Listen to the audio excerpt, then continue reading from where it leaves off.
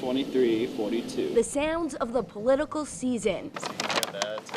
From the epicenter of the so-called middle of nowhere. It's nice to get attention, and it's only every 4 years. Hosting the caucus means big business for both Des Moines and Mike Draper, the owner of this t-shirt shop that's attracting all the potential leaders of the free world.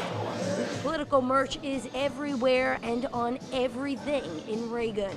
And compared to a regular January, sales are through the roof. January retail normally dead. Raygun is seeing a 30 to 40% spike in business thanks to shirts inspired by the likes of Bernie, Pete, and Elizabeth, and those who have bit the dust. Kind of kills a little bit of the somber winter vibes. These people have something to be excited about.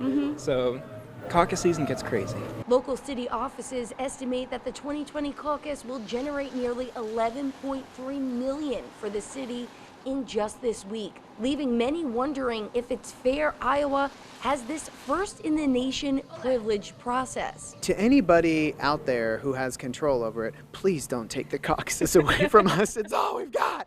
And for Mike, like many other Iowan business owners, the caucus has been his bread and butter. It actually works. After college, this UPenn grad began selling t-shirts on the streets of New York until he had a brighter and warmer idea. I should move inside. So he headed back to the flyover state, except for that once every 4 years when it's the biggest pit stop for all things political. People feel really welcome in here to share their opinions about what they think politically. And it's just kind of fun to talk to people. That is, if you agree with them. But Mike says Raygun isn't really about agreeing as much as it is about having a good laugh. Really great stuff, progressive candidates here. What does this look like during a Republican caucus?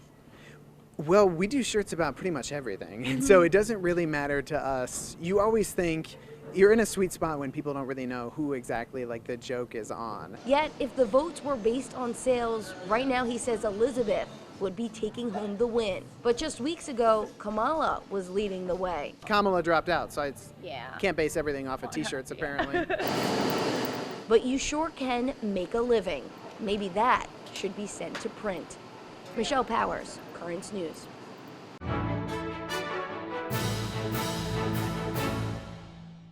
If you're watching Currents News on YouTube, be sure to hit the subscribe button and then click on the bell to get instant updates about all of our newest content, because we are putting your faith in the news.